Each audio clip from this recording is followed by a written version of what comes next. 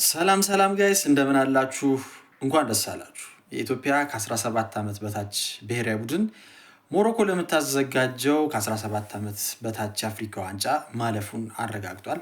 ይሄ በጣም በእውነቱ ደስ የሚል ድል ነው። እንግዲህ ታዳጊ ዋሊያዎቻችን ተስፋዎቻችን የሚገርም አጫወትን ይዘው ነው ወደዚህ ውድድር የመጡት። እንግዲህ በጣም የሚያምርና ለወደፊቱ ተስፋ ሰጪ እግር ኳስ የሚጫወቱ ቡድን እንዳለን በምድብ ጨዋታም ተመልክተን ነበር። ከምድቡ 10 ነጥብ በመያዝ አንደኛ ሆኖ ማለፍ የቻለው ብሔራዊ ቡድናችን እንደሚታወቀው እሁድ ዕለት ለፍጻሜ ለማለፍ ከኡጋንዳ ብሔራዊ ቡድን ጋር ያደረገውን ጨዋታ በጨዋታ የተሻለ ቢሆንም ተሸንፎ ለዋንጫ ማለፍ አልቻለም ነበር። ነገር ግን ምንም እንኳን ለዋንጫ ባያልፍም በዚህ ውድድር ከሚሳተፉ ቡድኖች 3 ቡድኖች በቀጥታ ማለፋቸውን የሚያረጋግጡበት እድል ስለነበር ለሶስተኛ ደረጃ ዛሬ 6 ሰዓት ሲል በአበበ ቢቂላ ስቴዲየም ከኬንያቸው ጋር ያደረገውን ጨዋታ 3-0 በሆነ ውጤት ማሸነፍ ችሏል። ይህንንም ተከትሎ እንግዲህ ቀጥታ ለሞሮኮ ለምታዘጋጀው የአንደር 70 የአፍሪካ ዋንጫ ማለፍ ችሏል።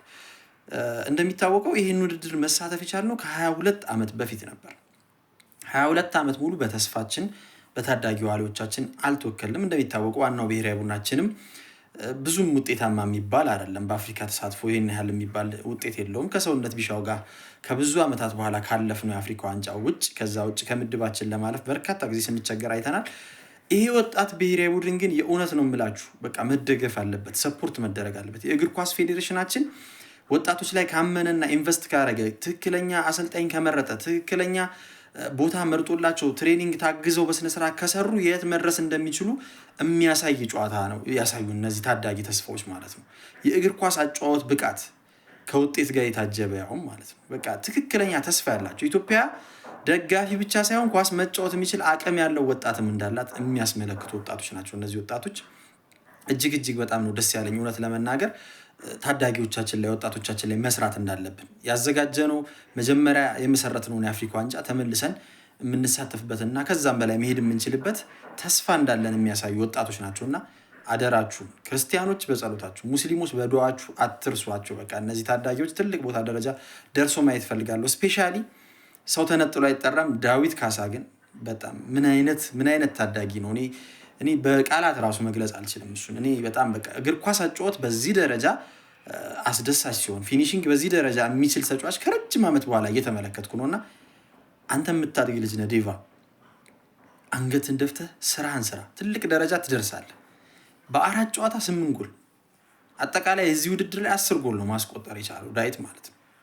ምን አይነት ታዳጊ ድንቅ ወጣት እንደሆነ ዳዊት ካሳ እንግዲህ በስሪ ፖይንት አካዳሚ ያደገ የባህር ዳር ልጅ ነው። ከባህር ዳር ጀምሮ በጣም በጥሩ ሰፖርት ብዙ ቡድኖች እሱን ትልቅ ደረጃ እንዲደርስ አስተዋጽኦአቸው ያደረጉ ከዚህ በፊት የለፉበት ቡድኖች ምስጋና ይገባቸዋል። በእውነቱ ስሪ ፖይንት አካዳሚም ሊመሰገን ይገባል።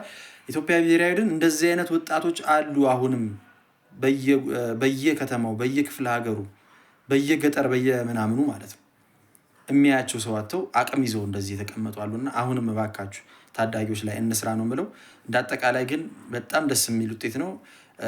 ከአፍሪካ ዋንጫ ላይ ከመሳተፍ ባለፈ እነዚህ ወጣቶች እንግዲህ በአንደር 70 ቶርናመንት ላይ ተሳትፈው ከሚሳተፉት 16 ቡድኖች ውስጥ ቶፕ 10 ነው መጨረስ ከቻሉ ለአንደር 70 የዓለም ዋንጫ ማለፍ የሚችሉበት እድል አለ። ስለዚህ ይህም ቡድን ከአፍሪካ ዘለን ዓለም ደረጃ ልንመለከትበት የምንችል እድል አለ። አሁንም በደንብ ይሰራባቸው።